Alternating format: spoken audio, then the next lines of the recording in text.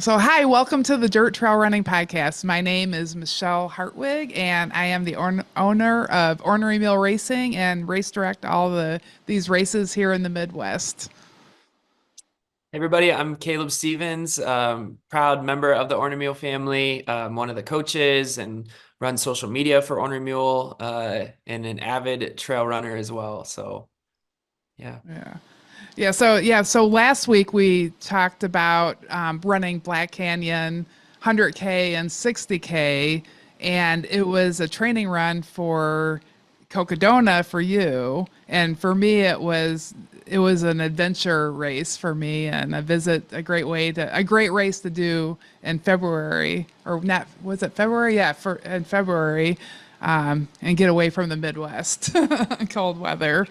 But then, since then, now you've done Mesquite Canyon 50 miler last weekend. Yeah, last weekend it was so about a month turnaround. And it was a really beautiful race here local in the Phoenix area, just West Phoenix, over in the White Tank Mountains. And I hadn't done a 50-mile distance in a little while. A lot of my races lately have been longer distance, or timed events. And so to be able to have, that distance, but mountain running was a fun challenge because you could push in a 50-mile, distance, but then there was significant climbing. It was around 7,700 feet of climbing over 50 miles. So it was a good challenge, and woke my legs up a bit coming off of Black Canyon last month. Yeah, well, for one thing, I think it's kind of funny that you're like, well, you said it in a way it's only 50 miles. So, like, you've been doing Yeah. like just a little short race. But I understand because like 100K is almost, it's kind of like 100 miler almost. It just goes over a little bit farther. Like Yeah. like you're going home at nighttime, Right. and it's definitely takes a lot out of you. But the 50 miler it's fun. Like, it is a distance that you can actually race. Most people that are fit can actually race that. Yeah, it's a mental thing too because it's less than two marathons, right? So Yeah. you have that runner brain and you start to think about, okay, I just hit the marathon mark, which is always a little party inside my head when that happens. It's like, oh wow, another marathon. But then you realize like, oh, I have, 23.8 miles left. That's it. Did I do that math right? I think so. So yeah, so you're just like, oh wow, the time is flying by. Like I can do this. I have long training runs that are in the high teens or low 20s frequently. Like I can do this. And it's such a different mindset, which is just it was really nice. Like I don't think I ran anything under 100K last year. Um, that I can remember. Now that I think about it, I don't think I did. So I was always kind of at 62 or farther. And so to be able to have that it was fun. And it was a month from Black Canyon. Like, how did you need to recover from Black Canyon? How did you train in between that, knowing Cocodona is coming up?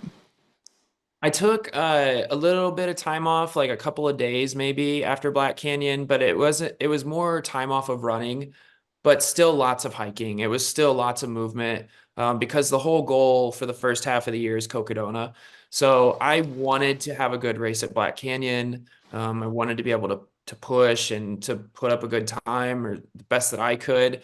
But I didn't want to lose sight either of I can't take a prolonged recovery because that's hurting really my number one goal for the first half of the year, which would be Cocodona. So took a few days off of running, maybe two total days off of rest days, full rest days after the race, 2 to 3, and then was hiking and rucking and starting to run again, that next week. So yeah. So, rucking is that because at Cocodona do you need to carry a lot on you? I don't really know how to plan out for Yeah, that.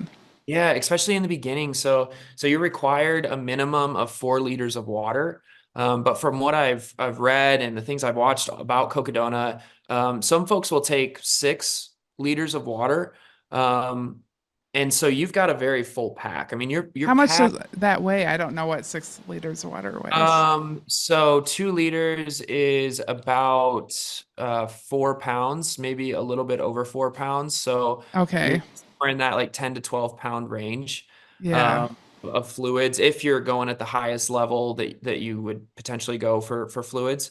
And then you're also going to have all the gear, right? So you're going to have, jackets, layers, you're going to have fuel and food and things like that.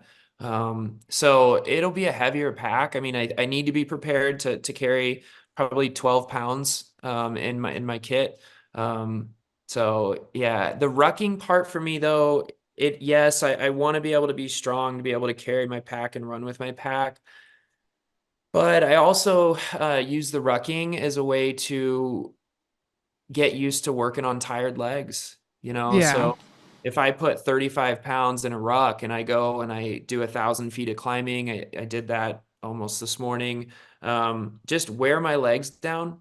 And it's nice going uphill, but then also when you're going downhill and you feel that extra weight kind of slamming into your quads and your knees and your ankles and everything. When you take that weight off and then you go run for hours on the same conditions, it feels so much easier. So being able to build that up as much as I can and do that in these weeks where I've got like 13, 14 hours of training a week, and then I have a ruck in there too. So I do it on tired legs. There's been so many benefits for me over the last few months that I've seen from doing that. So always seem to talk about how many hours you run. Do you do by hours, not by, you don't like set mileage for the day? You say I'm running 4 hours today or, whatever it is. Um, it's a mix. I'm trying to do more hours based for Cocodona, but I still have that runner brain where I want to have miles and I want to know how many miles did I run this week. But I've learned though, a mile isn't always a mile. And people say like a mile's a mile, but for like my training specifically, when I think about miles that I've historically ran, I haven't had near the climbing that I am doing now. And so when I think about that, and it's like, well, last year I ran 2,400 miles. And it's like, well, this year, if I run 2,400 miles, but I've tripled my climbing, that's a lot different, Yeah. like, and I can't think to myself, like, well, you're not working any harder than you did last year because you ran the same number of miles, but it's substantially different because those miles are coming 2 or 3 minutes slower in pace because I'm having so much more climbing.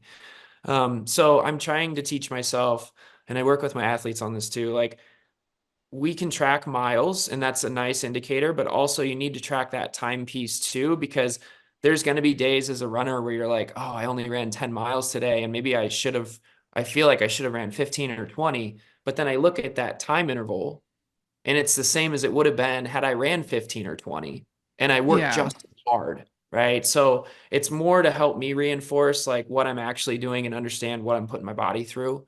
And then also being able to say, how long do I need to recover or what should tomorrow look like if I had a big effort day?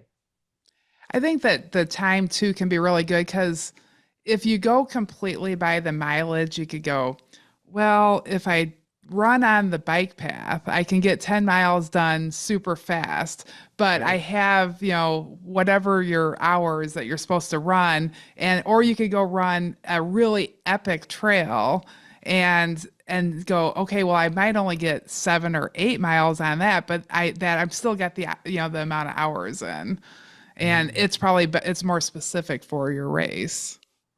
And that's where, I don't know if Michelle, if you ever think about like your RPE, or that rate of perceived exertion, right? Like Yeah. that's another factor, right? And that's one of the things now that like the coaching, we've shifted to Run DNA. That's more of a focus within Run DNA is the RPE level and being able to take that into the program itself, into Run DNA, and then being able to like kind of scorecard historically what workouts have been for athletes at perceived exertion levels, which has been a nice like tool for us to use. And it's something that, you always talk about in the running community, but now it's like even more of a focus for me of not just like the miles and the time, but like, hey, what style of workout was that for you on a scale of 1 to 10 to like boil it down very, very, make it as simple as possible.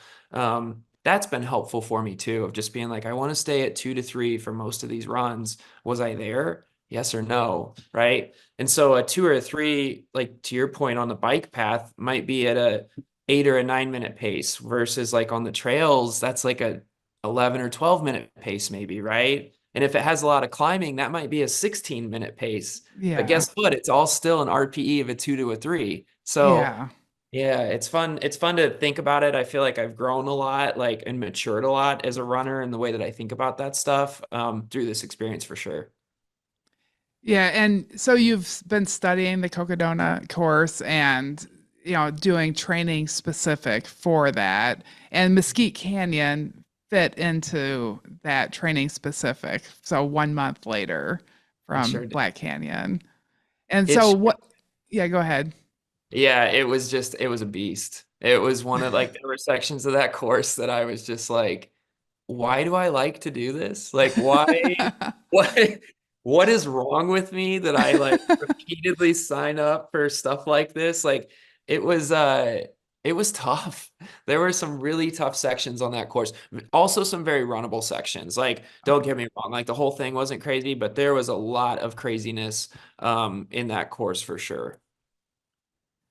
Well, and so you say that, and I know what trails you're running on. I've been on the Yeah. trails with you, and I like cannot even, I met a guy when I was on the trail, and Royce is his name. Maybe he's gonna listen. He was so nice to hike with, and I was bragging to him. I'm like, my friend runs up and down this trail, and I just can't imagine. And I said I could never do that, and he goes, "Oh, Michelle, you could." After a couple times of trying, and I'm like, you know what? I could after a couple times of trying. I looked at it the first time and was like, I couldn't run. But once you start going up, but it is really a very difficult trail. So it cracks me up that you're calling this one a beast. Is it more difficult than that one? It was difficult in a different way. So Okay. Peace is the trail that you're referencing. It's just north of Phoenix. It's in the Phoenix Mountain Preserve. And that trail, so there's lots of trails that go around it, which is really cool. More rolling terrain that you can get good climbing in, but very runnable. But if you want to go to the summit of Peace, that is about a 1.2 mile trail to the top, and it's about 1,100 feet of climbing.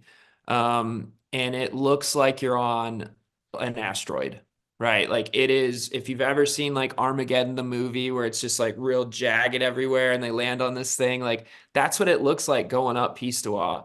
And so it wasn't, there were sections that were maybe kind of like that, but really it was more just like the sheer climb that was just kept repeating in a lot of spots. So essentially, like it was 7 summits of Pistewa during this 50-mile race. So you've seen what that's like Yeah. that 7 times and over the course of 50 miles, takes a real toll on you. And there's one section, and I don't know what type of rock it is.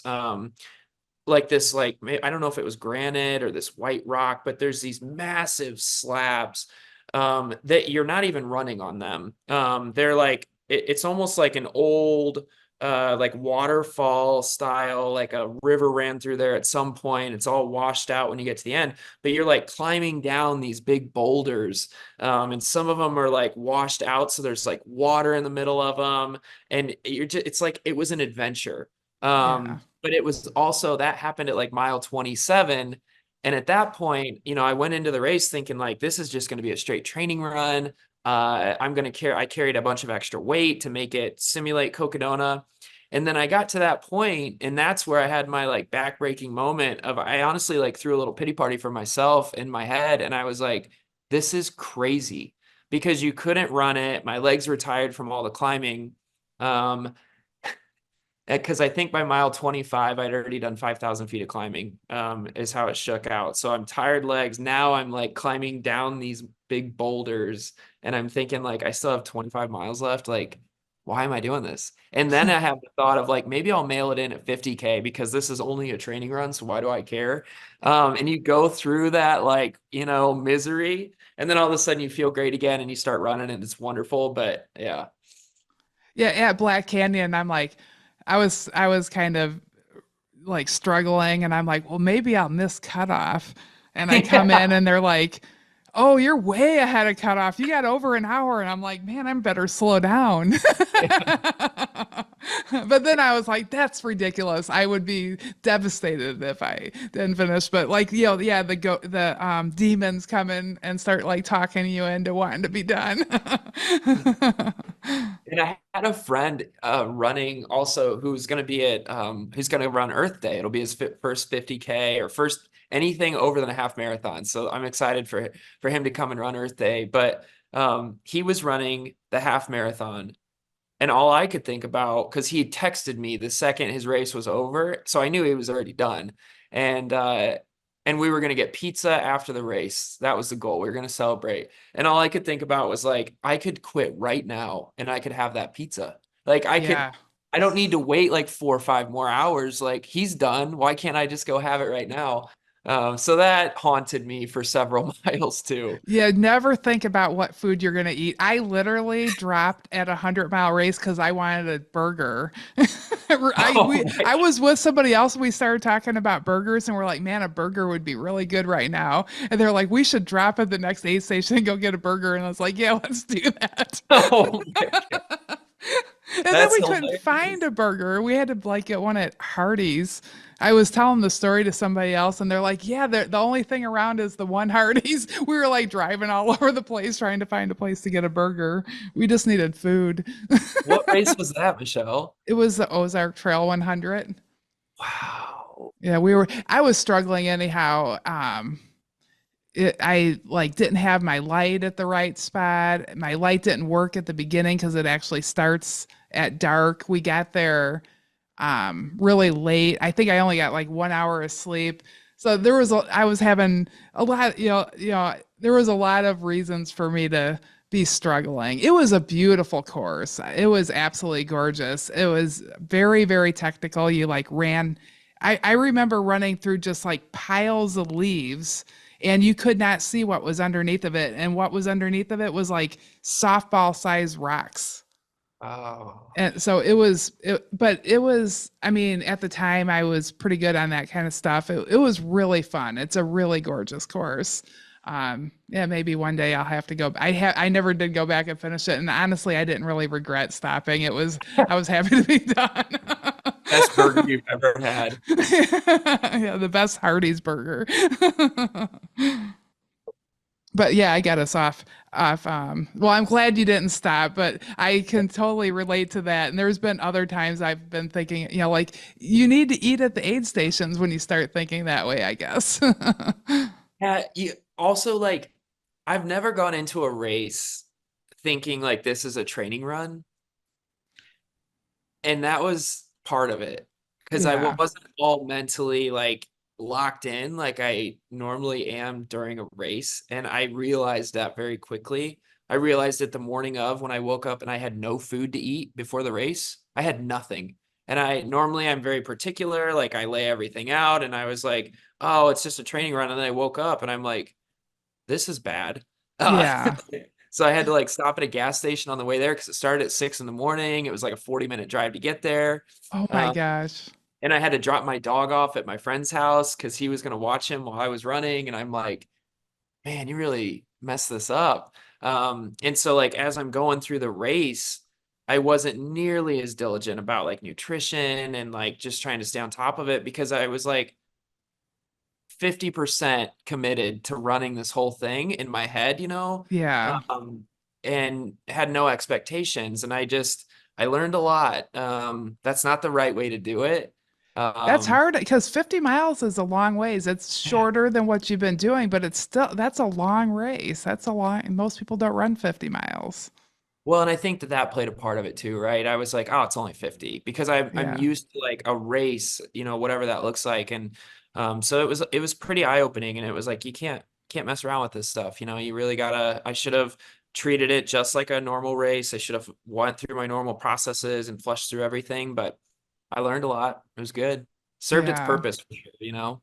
Yeah. Oh, that's good. Yeah. I mean, training runs are supposed to teach us, make all the mistakes on those so that Yeah. on race day everything comes together perfectly and we're nice and tapered and Yeah. and which I'm so excited for Cocodona for you. Are you feeling so? You've done quite a bit of training. To me, it seems like training's just going fantastic for you. How are you feeling? I have like a little niggle right now that I'm trying to work through coming off the race. It's popped up a couple of times. It's just runner's knee type stuff in my right knee. And I'm doing everything I can to work through that. I know it's tight hips. It's just coming down to tight hips and not, getting everything loosened up the way that I need to. So that's becoming more of a focus of adding in more regular exercises and things that I can do to help with that. This is something that I've had though. I mean, it has always been there. It's always been the right knee too, whenever that happens and it becomes inflamed. The hard part is that normally it's just like, okay, I'll just take a day or two and just get some really good sleep and like kind of just sorts itself out. But with the training levels that I'm at right now, I don't have that time. And it doesn't bother me really on flats. It's more on like declines where I feel it the most. So this week, I've definitely been feeling it. So I've been doing a lot more flats. And then did some good like strength mobility stuff yesterday. This morning, got out on the trails, had a big ruck, and did flat running. And it felt good today. So outside of that, everything is really good. I gotta watch that. And I gotta be smart, to be able to continue to push training forward, but doing it in a way that's not going to jeopardize like this lingering for longer than it needs to. Yeah. I mean, during all of this, you're probably also learning about the gear and stuff that you'll be bringing to Cocodona. Like, what kind of lessons have you learned on that and preparing? Yeah, that is going to be interesting. Cocodona starts at like it's probably going to be around 90 degrees when it starts. There's been years where when you get up towards flag, it'll be in the 20s. So you deal with all climates during this race. So, I feel like I've had a big benefit of having spent most of my life in the Midwest. Like I know what it looks like to be in those really crazy conditions where 1 minute it's 70 and the next it's 30. And I understand like how to navigate that, carrying that gear and making sure that it's organized so I have easy access to it, whether it's with me or with my crew, is going to be something that's new. Like, how do I set up the crew truck? How do I make sure that everybody knows where stuff is? So as I come stumbling in and I don't remember and nobody knows, like it's easy to say I'm cold and they can go to the drawer that's here's all the cold stuff. What do you want? Um, but I feel pretty dialed in on that. And then I also, I had the benefit of being here last summer where it was 115 degrees and I was training for javelina. So like I know like what it feels like to be hot and cold. And I have the gear for all of it built up. I'm not having to buy a bunch of new stuff, which is great too. So I feel pretty good about that. Yeah. It's Yes, just yeah, you got the Midwest run. You know what you could run on here. You're going to deal with that kind of weather. And yep. then you get to run. So 115 degrees. Yeah, I forgot about that. You were out there training for javelina in the heat. Did you start really early in the morning or did No, you have to run right in the heat of the day? I'd usually run in the heat of the day just to prove a point to myself that I could do it. Yeah. But what I did change during that really hot stretch is I would run a lot more flats, not as much out on the trails because I didn't want to get stuck out there without water. If I did run trails, I would take like 3 liters of water, and then I would always turn around when I had more than half of my water left. So that was more like the dictator on how long a run was going to be. Yeah. And then if I was out trying to get a really big mileage in, then I would play it safe and I would run the canal here in Phoenix. And then I knew that I would always have access to a gas station within like 2 miles. So I might stop 4 or 5 times and pick up a 28-ounce Gatorade, during runs like that, just to stay on top of it from a fueling perspective. Yeah, I even found fountains along the canal Yeah. there. So yeah, that's a really great place to run and be supported because yeah, I thought about running the Javelina Loop. Is Yeah. it Pemberton Trail? Yeah. Um, but I was I wasn't totally sure how much water I would need for that because I'm not that experienced in running in the desert without being able to stop at an aid station and stuff. So it can't like what you said. I wanted to do the full loop, but I think I would have turned around at when I was, halfway out of water. Yeah. So you got up to mile 26, so you were at the marathon and you were kind of having a pity party there wanting pizza. Yeah. And you're in a hard part of the course. What happened next?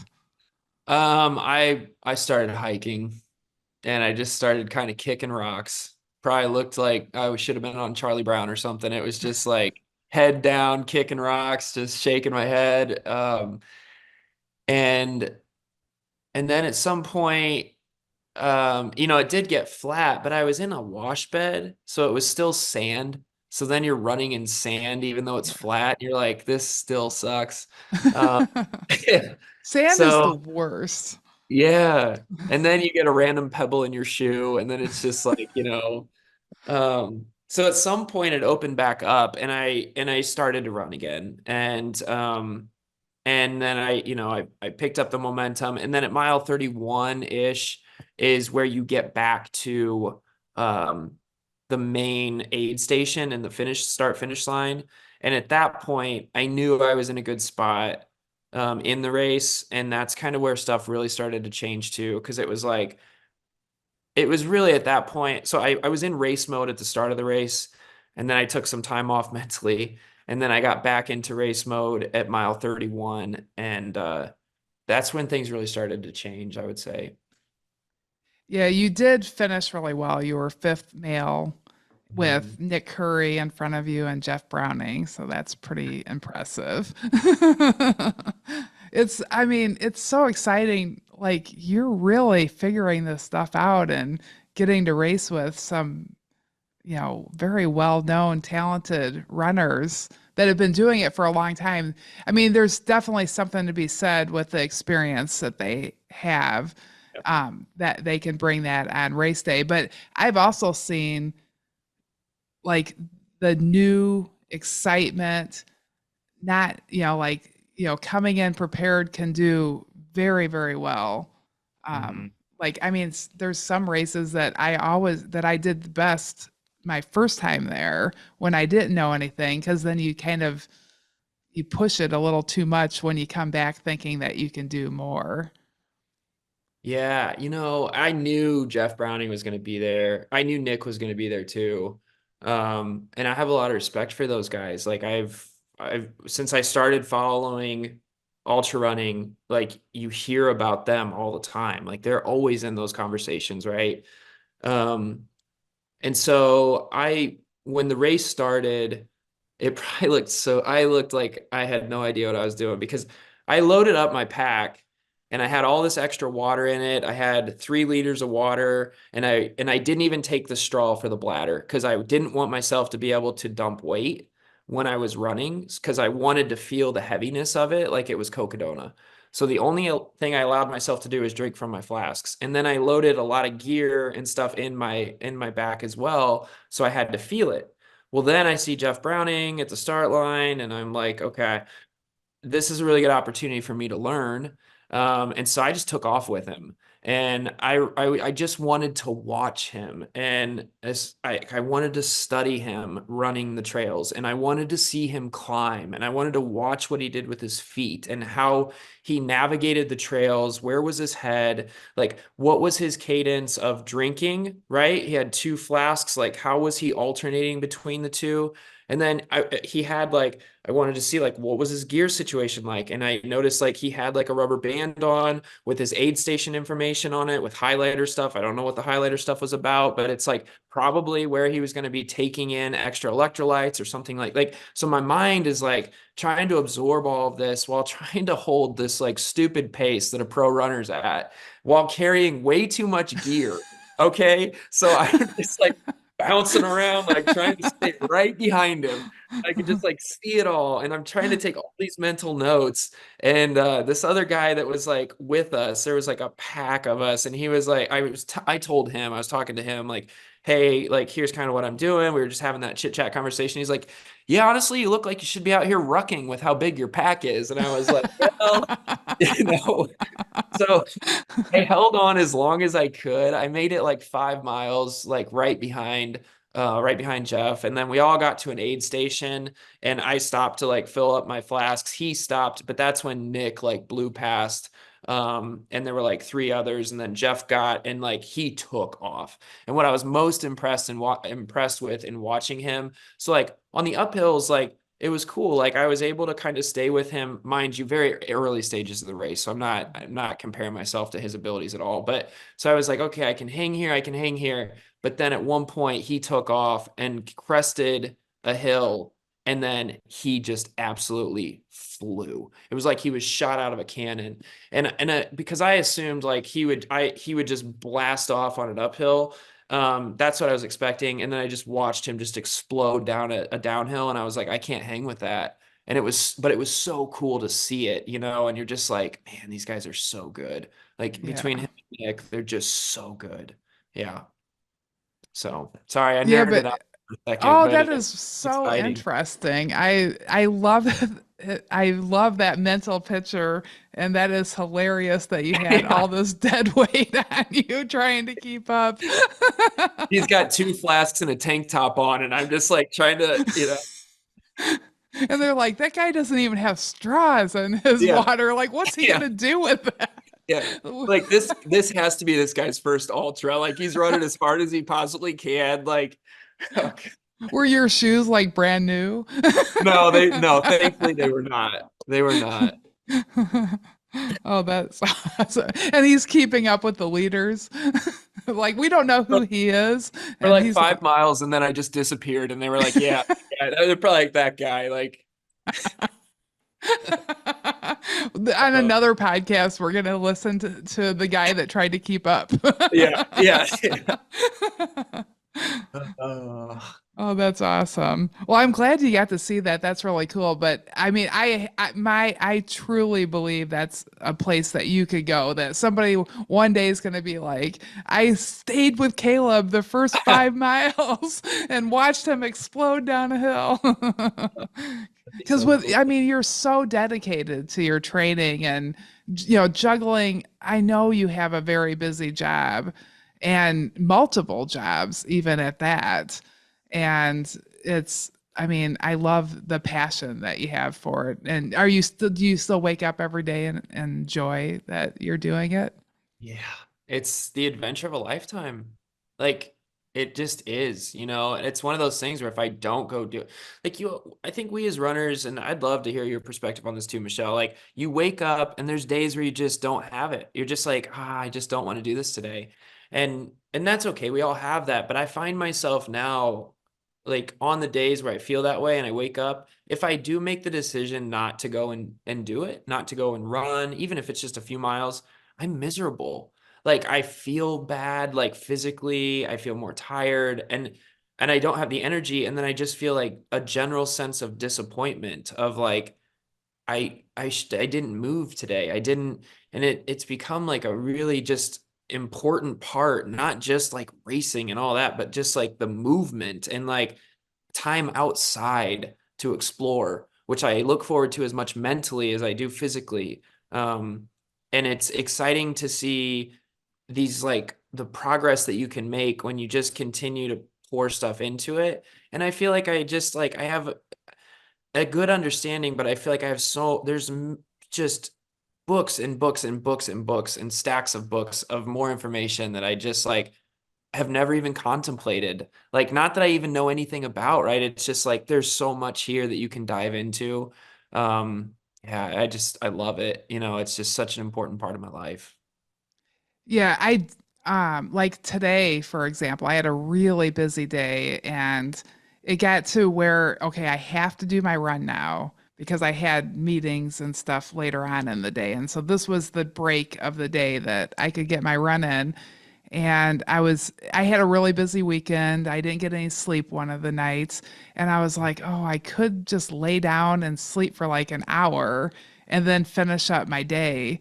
And I'm like, no, I'm trying to make sure, Caleb at the last podcast said you need to show up 100% of the time and at least give 70%.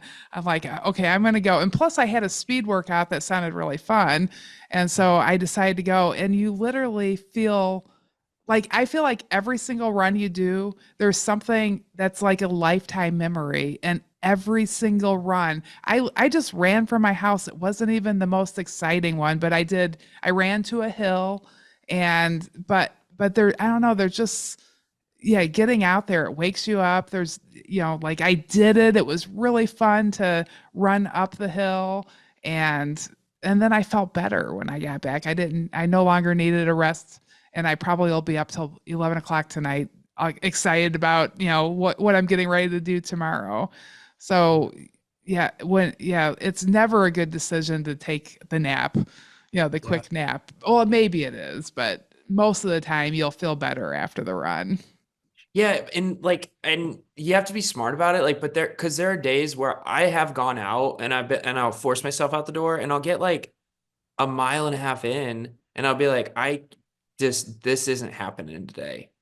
And then I'll come home, but I still like feel like I tried and I still Yeah. now know that like, yeah, it's not happening today. And I don't have to think about it. Like it's like, no, you just need some time off. Okay. Like then I feel good about that decision versus like feeling like I took the easy way out without even seeing if I needed that, that rest. Or because 9 times out of 10 you start running and then you feel great and you just want to keep going. Yeah.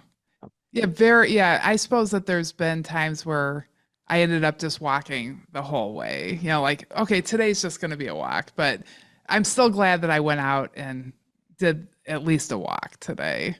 Right.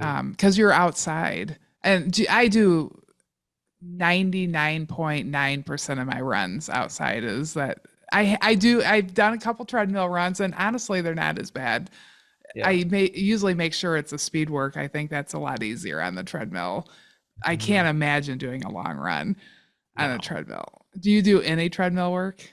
Not really. I have a little bit lately just to get more climbing. So like if I need, I'll throw it up to like 15 degrees and I'll just see if I can hammer out, 1,500 feet or something like that on it just to get a shot of elevation throughout the week.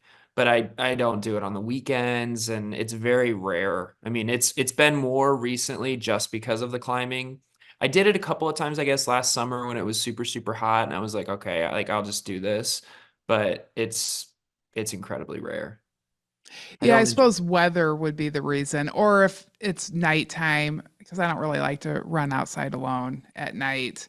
And if I ran out of time during the day, I guess I've done it for that reason. But yeah, outside is definitely way better. But it's not. I suggest doing it. It's not the worst thing in the world to run on the treadmill. There's ways to make it fun. Well, you Yeah, it's actually have one at your desk, right? yeah, I have a walking pad. It does go up to like, I think it goes like 6.2 miles per hour. Uh, Okay. Everybody at work thinks I'm crazy enough when I walk and answer emails. Like I haven't tried running and answering emails yet. I think that might be a little bit too much for people. Like if they just like see me hammering out miles running. The walking though is kind of hilarious, but yeah, I can't recommend those desk treadmills enough. I guess it's more of a pad, a walking pad, but it's fantastic. You just set it for like I just set it for like 2.7 miles an hour, which is slow enough for me to still be able to like read and answer emails and do stuff without getting like super dizzy or anything. But yeah, it's really nice. I enjoy How it. do you do it like all day? No, it'll depend on how my running has been for the day. Like if I'm in the middle of like a really tough day and I'm not going to be able to run, that's where I would try to throw it on and maybe do it for like an hour, 45 minutes. I'm not doing it for super long extended periods. It'll just be like, oh, I've got a 30-minute break. I might as well do this. I might as well walk on this. Um, Okay. but like a day like today, I've gotten a lot of activity in, so I didn't use it at all. It's more of like I'd rather not have to use it and I use it when I need it type deal. Yeah. Okay, yeah, we should probably hop back to Mesquite Canyon because you ended up doing, so you got into racing mode. Like, what did the end of the race look like? You were in the sand, and Mhm. like, what did you climb again? Yeah, so once I got back to the aid station, I dumped the 2 liters that was in my pack because I said, all right, I want to run with a normal weighted pack at this point, and I want to be able to run. So, And like did I you said, know where everybody was? Like, were you thinking I'm going to chase that person down or anything like that? yeah, I knew I could probably, I think at that point I had I think I had 5 guys in front of me. Um, so I knew I could pass one of them probably. Um, and I almost passed the other one. I almost finished fourth, but he beat me by like a minute and 10 seconds, which, ugh, not over that one yet either. Um, so, so I knew that they were there, and then I had passed the 2 ladies that were in front of me because it was like an out and back almost. So, but I knew they were quite a bit ahead of me at that point because when they were coming, I think they were like I had calculated they were probably about 2 miles ahead of me because I had a mile to the aid station roughly, and they were already heading back out. So by the time I had like refilled my water and everything, I'm like, okay, they're gonna be tough to catch, but I thought I could catch the other guy. Um, and so then I think there was a lot of runnable stuff after that. So again, like the first 25 miles, I think was 5,000 feet. So then the last 25 was just about 2,200, 2,700. So I knew like, okay, I can rip this off, right? And that's only 2 climbs up Pistoia is how I thought about it. So, like a normal training day, here we go. And it was probably around mile 40. There was a massive climb, which was where like all it felt like was 1,500 feet of what I had left. And that was tough. That was a grind. So that was hiking, no running, like just putting your head down and not looking at how far you have left to go kind of deal and just continuing to try to chunk it out. So, and then probably the last like 3 or 4 miles, or maybe a little bit more than that, I don't know exactly, was a lot of like downhill stuff. So your legs were kind of hurting, obviously, and then you had to cruise in, and then it finished on probably like a 2 to 3 mile flatter section that you could run hard. Well, cool. And Yeah. so you were able to pass the one person and Mhm. two females towards the No, end. not the 2 females. So Oh, I okay. got past them, but I got one of the guys that was in front of me at some point. I don't remember exactly what mile that was. Yeah, to finish in that 5th spot for male, and then 7th overall. Well, that's Yeah, good. Congratulations. thanks.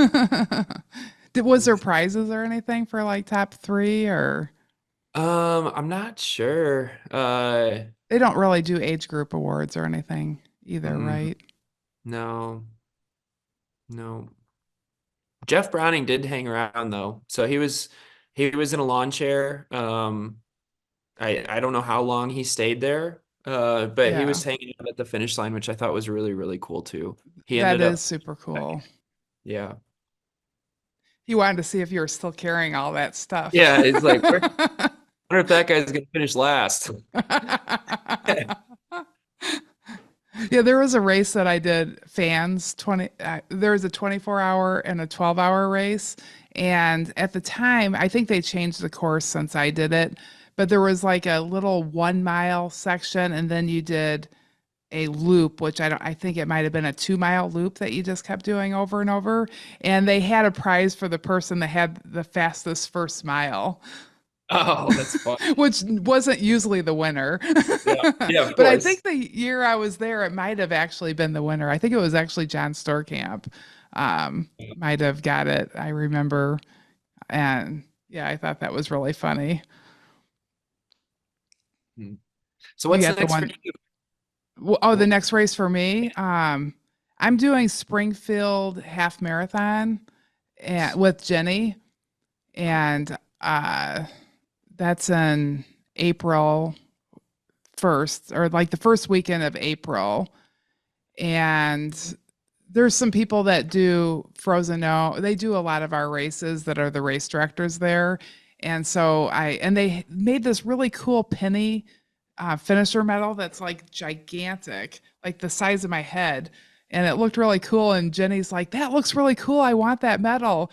She goes, I'll sign up if you will. And I'm like, okay, what the heck? So I signed up. So it'll be I'll make it like a little tempo run for me. I worked on my schedule all day today. Loretta helped me to plan it out for the year, building up. And then let's see, what else am I doing? Oh, and then I'm doing Broken Arrow 11K in California. Yeah, And that brings everybody out. That's such a big event. yes, because I'm going out for Western States. And but the Broken Arrow is the weekend before, and they said it's like an 11K up the mountain, and they said that you have to be, I mean, it'll be easy for me, but you have to be, they tell people when you sign up you have to be able to get yourself back down because the lift might not be open. And so it could be a 22K if you have to run yourself back down. And so, and Jenny's doing that one too. I'm going out there with Jenny and Jeremy, and then Kyle and Sid are going as well, but they're coming after that race and then doing Western States. And then let's see then I got Berkeley Fall Classic. I'm thinking a lot about that Yeah. because you need a lot of upper body strength for that. And that I'm working on, that's out of my comfort zone for sure.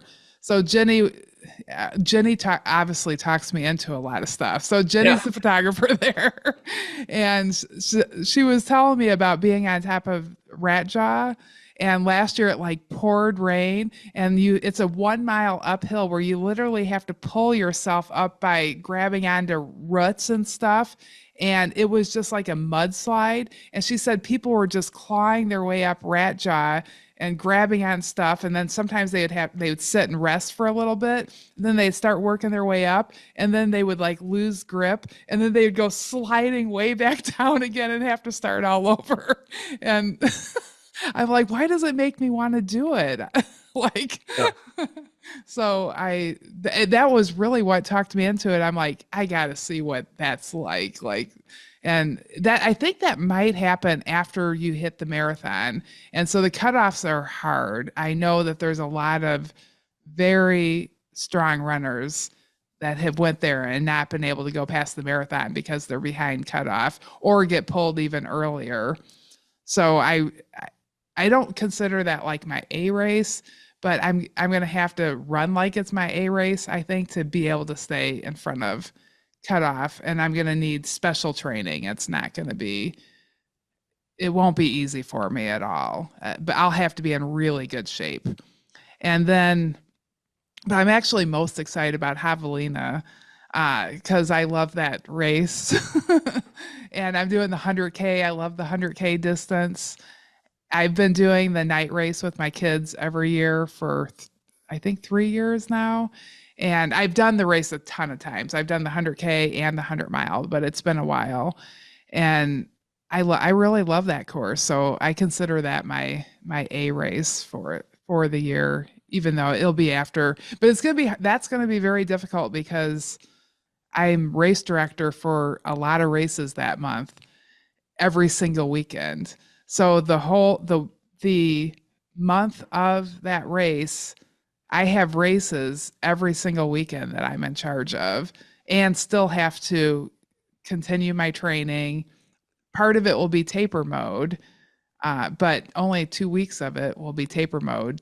You know, when I'm putting on Hennepin 100 is peak time, and the weekend after is also. So I'm gonna have to be very organized to be able to pull that off. So I think that's gonna be a big challenge. But because I haven't done it that long. Usually I just go there and only need to do 20 miles, and then I can and just keep up. And then I usually do a longer race after. So I'm excited about the challenge of that. Yeah, that's gonna be a blast. It'll be so good to have you out here that weekend. I'm stoked. That's Yeah. such a fun weekend. I'll Yeah. probably end up out Tasha was just asking me. I'll probably end up at Arizona before then with another race because I really like you. I like to do races as training runs because it's just, sometimes I'm like, oh, I got 20 miles and you're just by yourself and you have to think about how you're going to set up where am I going to get water, what am I going to carry, what am I going to eat. And at a race you just can go to the aid stations, like you can show up unprepared and finish a race. It's better when you are prepared with your typical stuff, but and it's just more fun when there's other people out there racing, and something about it keeps you more on track too than, like I think you're more likely to take a little walking break, although I'm pretty good at keeping running, but I don't know, you maybe don't put as much effort into a training run as when you do it at a race. Yeah. Yeah, the So hardest thing is just like staying in the moment, like and realizing that it is a training run versus like I really want to push. If you have to be able to find that balance too, because like last weekend it was like kind of all over the place for me with that of am I pushing here or am I training here? And it ended up being a little bit of both, like I said. So that exposes you, if you do take that strategy, like it exposes you to injury potentially, right? Of just like if you push in all of those training runs that are now races. So it's a good test, I think, for all athletes to be able to say, like, mentally, you need to go into this, you need to be prepared like it's a race, and then you need to have the mental strength to run it as a training run if that's your intention. And be disciplined in that, because it can be so hard to fall to the excitement of a race and then just like want to take off. yeah, and that's not only for people like you. So you finished fifth. Like that's for the person that maybe is finishing absolute back of the pack because it doesn't matter what pace you are. Like me, like doing my best and having my best race isn't going to be the same kind of pace as you, but it still could be racing. Right. And and so I think that people have to think of, it can be very confusing to do a race as a training run because I think we all push a little bit more on those, and you can't over push. You have to do it the right amount where you don't need, it's bad if you have to recover after the race. You have to be able to keep training. You don't want that to be a whole setback week afterwards. Like Mhm. Black Canyon, I wanted to train through that, and I was pretty sore actually after Black Canyon, but I literally my training plan ended up being, well, I'm going to go to the mall, get a cart and just walk. And I just walked around Target to get my legs moving for, like, I didn't need anything. I just kept walking. And I had a cart too because I wanted something to hold on to. But it like flushed everything out, and then I was able to completely, and then I went to the gym that night and did some weights, and then the next day I was able to just run normal because that was able to flush everything out because I didn't want to take a week off because that's not going to do anything to make me a better runner throughout the year. Right. Makes sense. So, well, that's good. So what's next for you? I'm scheduled for Crown King next weekend. I'll see how my knee's feeling. I do not want to push it if it's lingering, I probably will not run that. I'll probably give it Okay. some time, just train. But if it's feeling good, I probably will. And then after that, oh, yeah, I'm kind of walking into the Lion's Den leading up to Cocodona. So I've got a 37-mile training run for Cocodona on the first 37 miles of the course. That is the first weekend of April, or April 6th, I think. April 13th, I have Whiskey Basin 91K. April 20th, I'll be back for Earth Day. So just a travel weekend that I'll need to get a bunch of miles in. And then I'll have one weekend off, I think is what it is. And then I think the next is Cocodona. Okay. Yeah. Oh, that's all exciting. It's crazy. That's what it is. Absolutely crazy. So, Yeah, we both highly scheduled ourselves this year because we just want to have lots of fun. yeah. Yeah. We don't need rest. And that's the funny thing, like, during like a race, you're always like, oh man, I can't wait just to kind of have a recovery week or whatever. But then I find myself like in the immediate 12 hours of a race going right back onto ultra sign up and being like, well, what else can I go do? It's just Yep. like immediate. It's like I have to have something else to look forward to.